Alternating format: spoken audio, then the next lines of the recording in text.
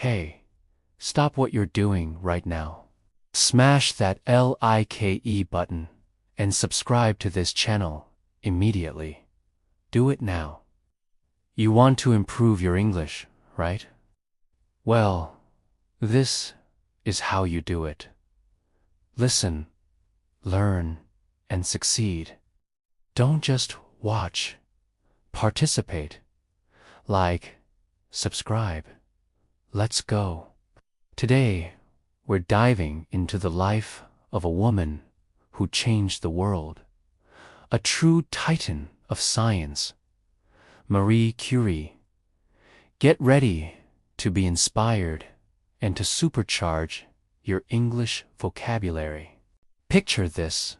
It's the late 19th century in Warsaw, Poland, then under the rule of the Russian Empire. A young girl named Maria Skłodowska is born into a family of teachers. Her father, a secondary school teacher, and her mother, a headmistress, instilled in their children a deep love for learning. From her earliest days, Maria was exceptionally bright, with a curious mind and an amazing memory. But her path was not easy. In her time and place, opportunities for women in higher education were virtually non-existent. This lack of opportunity was a significant barrier, but it couldn't extinguish the fire in Maria's heart. She and her sister, Bronislawa, made a pact. Maria would work as a governess to support Bronislawa's medical studies in Paris. In return, once Bronislawa was established, she would help Maria. For years, Maria worked, saving every penny and studying science and mathematics on her own in her spare time. She attended a secret flying university, an underground educational enterprise that offered a Polish language education to women, which was forbidden under Russian rule. Finally, in 1891, at the age of 24, Maria's turn came. She moved to Paris and enrolled at the prestigious Sorbonne. Life was a struggle. She lived in a small, cold attic room and often survived on little more than bread and tea. But her determination was unshakable. She poured all her energy into her studies, immersing herself in the world of physics, chemistry, and mathematics. Her hard work paid off spectacularly. In 1893, she completed her master's degree in physics, finishing first in her class. The following year, she earned another degree in mathematics. It was around this time that her life took another fateful turn. She was looking for a larger laboratory space to conduct her research on the magnetic properties of different steels. A colleague introduced her to a French physicist named Marie Curie. Pierre was the head of a laboratory at the School of Industrial Physics and Chemistry. He was able to find some space for her to work. A shared passion for science quickly blossomed into a deep personal connection. They found in each other an intellectual equal and a kindred spirit. Pierre was a brilliant scientist in his own right. He had already done important work on crystals and magnetism. He was so impressed with Maria's intellect and dedication that he proposed marriage. At first, she hesitated, still dreaming of returning to Poland to work as a scientist. But Pierre was persistent, even offering to move to Poland with her. In 1895, they married in a simple civil ceremony, ditching the traditional wedding dress for a practical dark blue outfit that Maria would wear in the lab for years. This marked the beginning of one of the most famous and fruitful partnerships in the history of science. The scientific community was buzzing with a new discovery by a physicist named Henry Becquerel. He had found that uranium salts emitted mysterious rays, similar to X-rays, that could pass through solid objects. This phenomenon was fascinating and unexplained. For her doctoral thesis, Marie decided to investigate these uranic rays. It was a bold and unconventional choice. Using an electrometer, an instrument developed by Pierre and his brother, she began to systematically measure the faint electrical currents produced by these rays. Marie made a groundbreaking observation. She discovered that the intensity of the radiation was not affected by the chemical or physical state of the uranium compound. It depended only on the amount of uranium present. This led her to a revolutionary hypothesis. The radiation was not the result of a chemical reaction, but an intrinsic property of the uranium atoms themselves. This idea challenged the long-held belief that atoms were indivisible and unchangeable. She was essentially proposing that something was happening inside the atom. Her research didn't stop there. She tested other elements to see if they also emitted these strange rays. She found that the element thorium was also radioactive, a term she coined herself. But then she stumbled upon something even more puzzling. 2 uranium ores, pitchblende and chalcolite, were far more radioactive than pure uranium. This suggested that these minerals must contain a small amount of an unknown, highly radioactive element.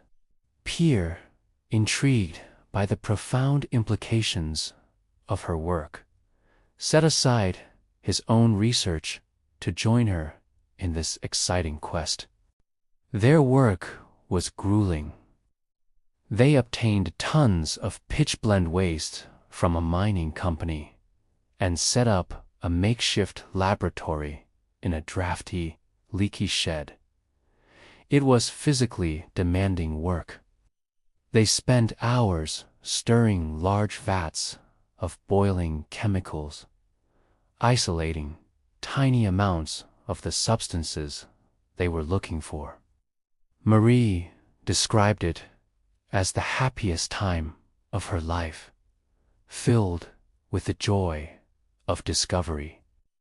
In July 1898, they announced the discovery of a new element, which they named polonium in honor of Marie's beloved homeland. But they knew there was another, even more radioactive element still hidden in the pitchblende. A few months later, in December 1898, they announced the discovery of a second element, which they named radium from the Latin word radius, meaning ray. Radium was incredibly radioactive, glowing with a faint blue light in the dark. Isolating a pure sample of radium was a monumental task. It took them another 4 years of relentless effort to isolate just 1/10 of a gram of pure radium chloride from several tons of pitchblende. In 1903, the Curie's groundbreaking work was recognized with the highest honor in science. Marie Curie and Henry Becquerel were jointly awarded the Nobel Prize in Physics for their research on radioactivity.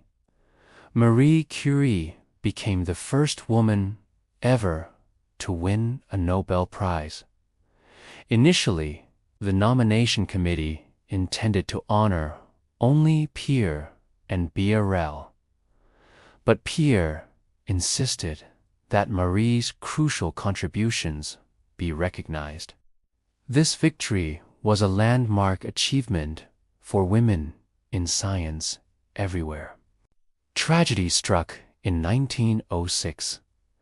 Curie was killed in a street accident in Paris, run over by a horse-drawn carriage. Marie was devastated by the loss of her husband and scientific partner. The Sorbonne offered her Curie's professorship, a position he had held. In accepting, she became the first female professor at the Sorbonne. She poured her grief into her work, determined to continue the scientific mission they had started together. She successfully isolated pure radium metal and defined an international standard for measuring radioactive emissions, which was named the Curie in their honor. In 1911, Marie Curie achieved something unprecedented. She was awarded a second Nobel Prize, this time in chemistry, for her discovery of polonium and radium and the isolation of pure radium. This made her the first person ever to win 2 Nobel Prizes, and to this day, she remains the only person to win Nobel Prizes in 2 different scientific fields. Despite her fame, she faced prejudice and xenophobia, with some parts of the French press attacking her as a foreigner. But her scientific brilliance was undeniable. When World War I broke out in 1914, Marie saw a way to use her scientific knowledge to help the war effort. She realized that X-rays could be used to locate bullets and shrapnel in wounded soldiers, helping surgeons operate more effectively. She developed mobile radiography units, which became known as petites curies or little curies. These were vehicles equipped with X-ray apparatus and a generator, which she and her then teenage daughter, Irene, drove to the front lines. Marie trained other women as medical assistants and X-ray operators, creating a team of radiological technicians. It's estimated that her mobile X-ray units helped treat over 1 million wounded soldiers during the war. She tirelessly worked near the front, often putting herself in danger. This work exposed her to significant doses of radiation, but she was driven by a powerful sense of duty. Her contribution to the war effort was immense, saving countless lives and revolutionizing military medicine. After the war, Marie continued her scientific work. She became the head of the Radium Institute in Paris, which she had founded. It became a world-leading center for research in chemistry, physics, and medicine, focusing on the study of radioactivity and its applications, particularly in cancer treatment. She traveled to the United States twice in 1921, 1929, to raise funds to buy radium for her institute's research. She was welcomed as a scientific hero, and her tours were a huge success. Throughout her life, Marie Curie was a devoted mother to her two daughters, Irene and Eve. Irene followed in her mother's footsteps, becoming a brilliant scientist herself. In Izhou Sanwu, Irene Joliot-Curie and her husband, Frederick Joliot-Curie, were awarded the Nobel Prize in Chemistry for their discovery of artificial radioactivity. This made the Curies the family with the most Nobel laureates to date. Eve became an accomplished writer and journalist, later writing a celebrated biography of her mother.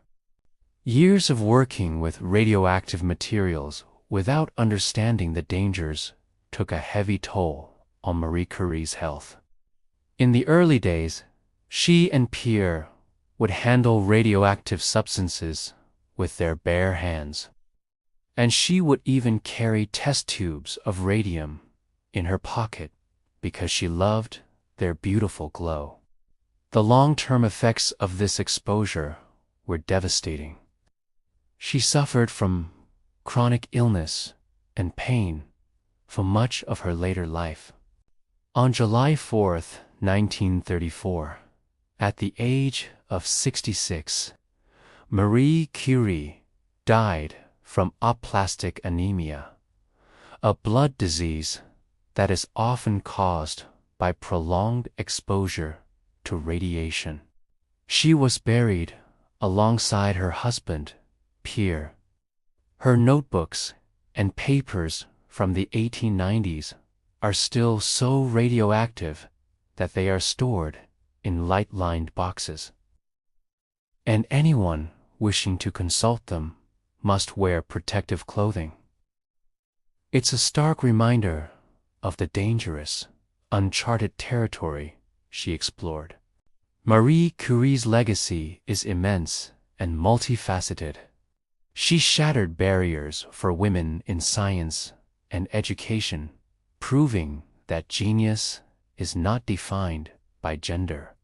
Her discoveries fundamentally changed our understanding of the physical world, paving the way for nuclear physics and nuclear energy. The applications of her work in medicine, especially in cancer therapy, have saved millions of lives. The Radium Institute she founded continues to be a major research center. Her life story is a powerful testament to the human spirit's capacity for curiosity, resilience, and dedication. She faced poverty, prejudice, and personal tragedy, yet she never wavered in her pursuit of knowledge for the betterment of humanity.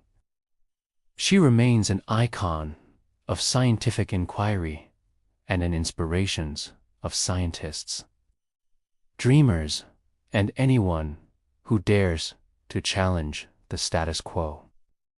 Thank you so much for joining me on this journey through the incredible life of Marie Curie. If you enjoyed this story and learned something new, please show your support by hitting that like button, and don't forget to subscribe for more inspiring stories. See you next time.